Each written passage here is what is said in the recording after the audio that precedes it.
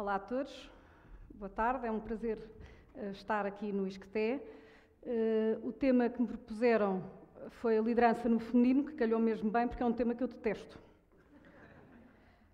E, de facto, como verão ao longo desta apresentação, liderança não tem nada a ver com sexo, ainda que pudesse ser bom, nesse sentido, mas vou tentar mostrar-vos que não.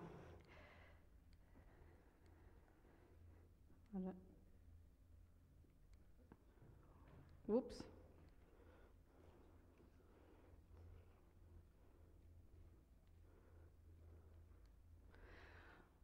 Ok, então eu venho do setor da saúde e o setor da saúde é de facto um dos setores mais sexys, ou considerados mais sexys do mundo em termos de gestão.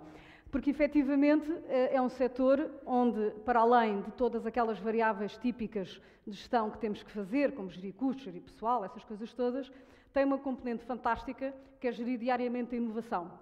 E a inovação em medicina é talvez das coisas mais espetaculares já do século XX e, por maioria de razão, ainda mais no século XXI.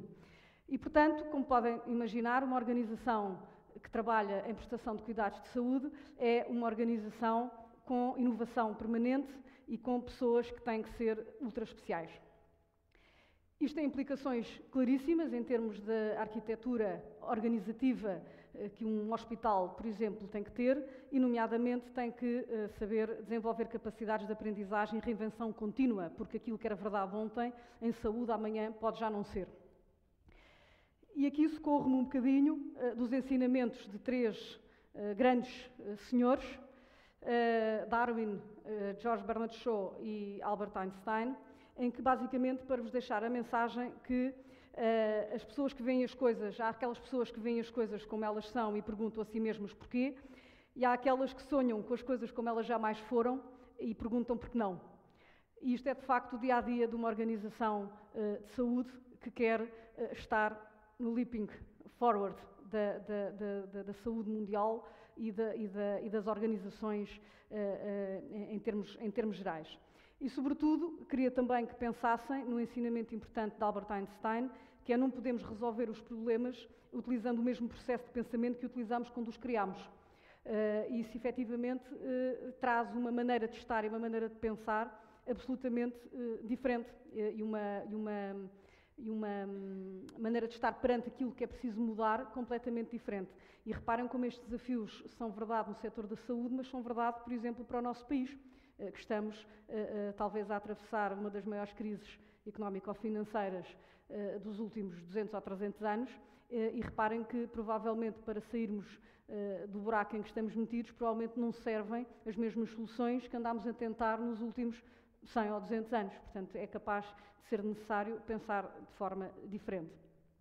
E, de facto, este é um dos grandes, talvez a única parte séria da minha apresentação hoje, é que hoje os grandes conceitos organizativos de gestão passam por um conceito novo, que é perceber se uma organização, no sítio, portanto, no entorno em que está, em que tem que desenvolver o seu negócio, se efetivamente tem aquilo que se chama saúde organizativa. E isso significa que é perceber se a organização está alinhada com a estratégia que está delineada, como é que essa organização, e leia essa organização, as pessoas, como é que ela executa essa estratégia e como é que ela se renova continuamente, porque lá está, num setor onde sistematicamente estão a ser feitas mudanças e novos paradigmas e novas maneiras de estar, como é que a organização consegue continuamente andar para a frente. Isto é um tema muito sério, vocês são estudantes universitários, é muito sério porque efetivamente hoje está provado que as organizações que conseguem ter saúde organizativa, de facto, são muito mais rentáveis, têm EBITDAs que podem ser 2 vezes superiores às empresas que não conseguem atingir estes níveis de performance. E então coloco-vos um desafio, porque o tipo de pessoas que têm que estar à frente destas organizações modernas, de facto, não são pessoas comuns. Então pensem só neste objetivo todos vocês, temos aqui 9 pontos. As linhas, como é que nós conseguimos juntar os 9 pontos com 4 linhas retas, contínuas, que não se podem levantar o lápis quando as desenharmos e não podemos passar 2 vezes no mesmo ponto. E as linhas podem cruzar-se. Dou-vos 5 segundos para pensarem neste assunto, a ver se conseguem resolver.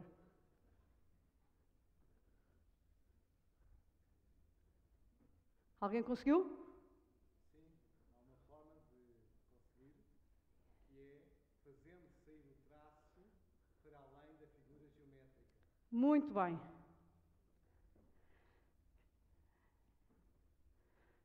Parabéns. Isto significa uma coisa muito importante, que eu espero que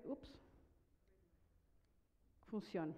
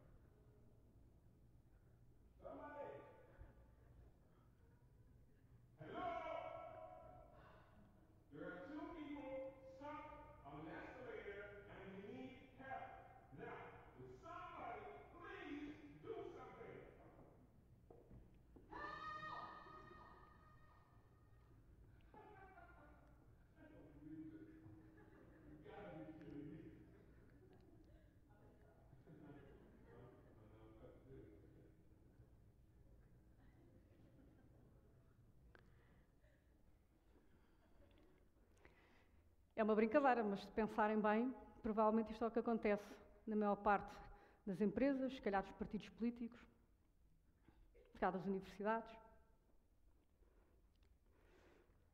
E de facto é preciso pensar out of the box, que é no fundo como é que se resolvem problemas novos, com novas soluções, com criatividade. É o que se espera dos estudantes universitários e da universidade.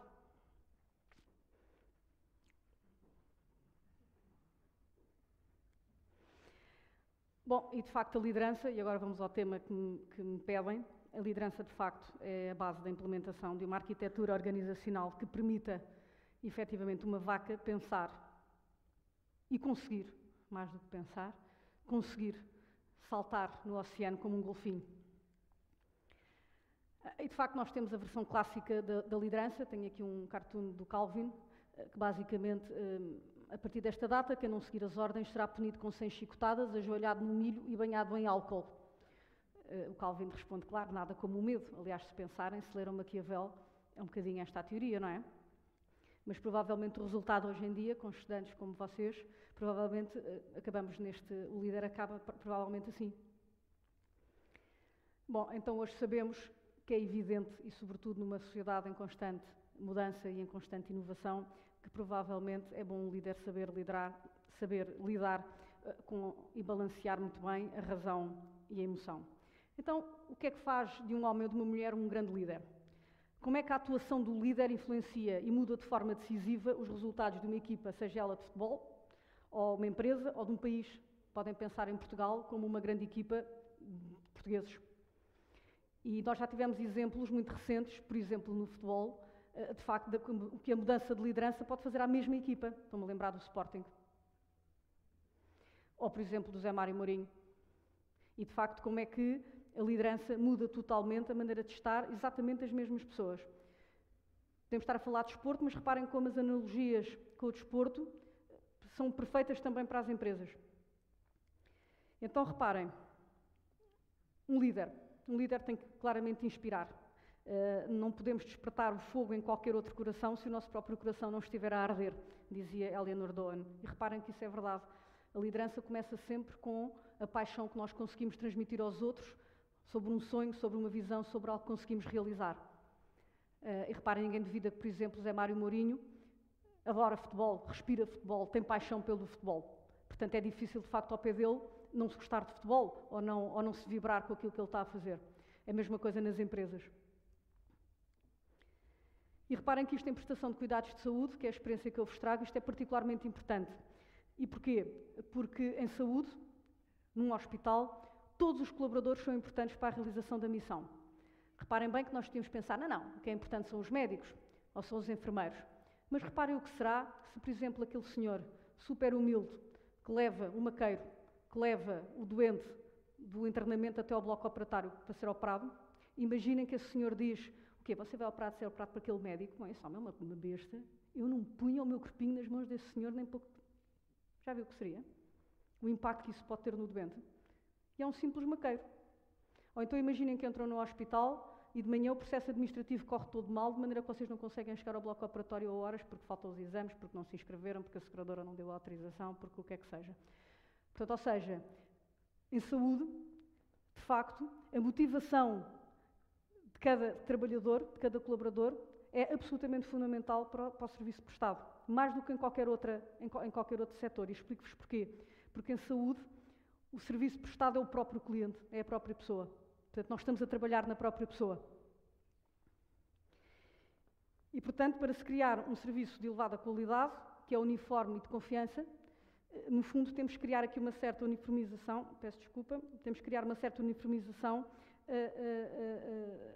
desta maneira de estar. E que é um serviço que depende completamente das pessoas. E as pessoas têm estados de espírito completamente diferentes, não é? Nós podemos chegar de manhã e o médico estar cansado, ter discutido com a mulher, estar triste, no dia anterior pode ter corrido mal uma cirurgia, pode ter morrido um doente e isso afeta completamente a maneira como ele vai prestar o serviço. Num bem industrial normal, as máquinas não têm este tipo de problemas, como podem pensar. E os próprios doentes não reagem sempre todos da mesma maneira e ainda por cima falam. Portanto, o que é uma maçada e tem reações e reagem de forma diferente. Portanto, reparem como em saúde estas coisas, de facto, têm um papel fundamental. E por isso, em saúde, os valores de uma organização são absolutamente fundamentais. Porque quando o serviço é concretizado, de facto, por seres humanos, os valores básicos que a organização tem impactam diretamente o serviço que essas pessoas prestam. E, se quiserem, todos os colaboradores, em qualquer organização, são voluntários. Todos nós somos voluntários no trabalho em que fazemos. Basicamente, o esforço que nós estamos dispostos a fazer varia entre o máximo de energia que colocamos numa determinada tarefa, que tem a ver com a nossa motivação, e o mínimo de energia que colocamos para não sofrermos uma penalização. E, portanto, jogar com estes dois fatores, no limite e no final do dia, traduz numa organização fantástica, com pujança e com motivação ou não. E, de facto, os valores da organização, se não forem inspiradores, se a liderança dessa organização não for capaz de facto, pôr esses colaboradores a sentirem que estão a fazer algo verdadeiramente importante e verdadeiramente espetacular para a sociedade, ou seja, que não é meramente um emprego, então somos capazes de conseguir que essas pessoas, de facto, deem o litro pela organização, se dediquem e façam a diferença naquilo que é mais importante, que são os doentes. Isto, se quiserem, temos uma teoria que é a teoria dos bens andantes. O que é que isto quer dizer? Tudo começa sempre com uma cultura de generosidade. Ou seja, se nós formos generosos para com os nossos colaboradores e tratarmos bem a organização, for uma organização eticamente irrepreensível e logo a começar pelos seus colaboradores, é normal que esses colaboradores também retribuam aos clientes de forma generosa também. E depois esses clientes também hão de retribuir generosamente com as outras pessoas, com as suas famílias, com a sociedade, e isso num ciclo, se quiserem, virtuoso de generosidade. E, portanto, reparem, e a saúde, ou a falta dela, é talvez um dos momentos mais fundamentais de exploração da nossa alma, digamos assim, porque quando se sofre, evidentemente que a maneira como nós olhamos para a vida e relativizamos aquilo que nos acontece é, de facto, uma experiência única. E, portanto, todas as organizações de saúde têm de facto, esta importância fundamental na vida das pessoas. E, obviamente, ninguém quer trabalhar num sítio que não seja eticamente responsável e que não faça as coisas bem feitas. Seguramente não quereríamos trabalhar num hospital que tratasse de costelas partidas com Photoshop ou que os médicos enganassem os doentes quando se enganam ou quando fazem um disparate. Portanto, no final do dia, it's not how much we sell, it's what we stand for. Isto é de facto muito importante, é verdade em saúde, mas é verdade em qualquer atividade a que nós nos venhamos a dedicar. Muito importante, um líder serve. Liderar não é perceber até onde podemos avançar sozinhos, ou nós próprios, mas sim perceber como é que fazemos os outros avançar e desenvolverem-se e avançarem coletivamente. E isto é de facto das coisas mais importantes que um líder, que se quer ser líder, tem que perceber. É que já não está preocupado consigo próprio, já está preocupado com os outros. E isso é de facto um despojamento total daquilo que é ele próprio nesse aspecto. Isto, se quiserem, é também aplicar o teorema de Nash, o teorema de John Nash. John Nash, não sei se viram Uma Mente Brilhante, um filme fabuloso, em que este senhor, que era um matemático esquizofrénico, que aliás ainda é vivo, tive o prazer de o ver e de mexer nele, assim só, recentemente na Gulbenkian, este senhor inventou uma coisa extraordinária, que é, de facto, provou matematicamente que o melhor resultado obtém-se pela cooperação entre os membros de uma equipa e não pela maximização do valor objetivo individual de cada um deles. E prova isto num bar com miúdas, o que ainda é mais interessante, depois posso explicar melhor. E, de facto, temos Steve Jobs. O nosso trabalho de liderança não é facilitar a vida às pessoas, é torná-las melhores. E isto, de facto, implica espírito de serviço e espírito de missão. Um líder guia, um líder não manda, um líder persuade, um líder influencia. E, se quiserem, tenho um exemplo de Margaret Thatcher. Estar no poder é como ser uma senhora. Se temos que passar a vida a dizer lá às pessoas, é porque não é verdade. E o líder antecipa os acontecimentos. De facto, temos aqui, trago-vos 2 exemplos, Steve Jobs e Henry Ford, é que, de facto, de antecipação, de perceber antes dos outros o que é que vai acontecer. No meu caso pessoal, trago-vos um exemplo de fracasso, quando a minha equipa perdeu um concurso que era super importante para nós, um concurso público.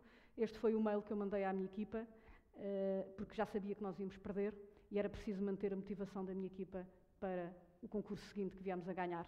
E, portanto, já não interessava o passado, interessava era o futuro, mas interessava continuá-los a tê-los de pé. E, de facto, no final do dia, quem é liderado quer saber se o seu líder pode conduzi-lo à vitória. E se em algum momento a organização desconfiar que nós já não somos capazes de o fazer, nunca mais vamos ser seguidos. E, portanto, o líder tem que ser reconhecido como competente, leal, muito leal à sua equipa e, sobretudo, muito consistente. E a verdadeira liderança não depende de ser homem ou mulher, lamento imenso para quem propôs o tema, mas sim da força do caráter e espírito de serviço que cada um tem dentro de si. Obrigada.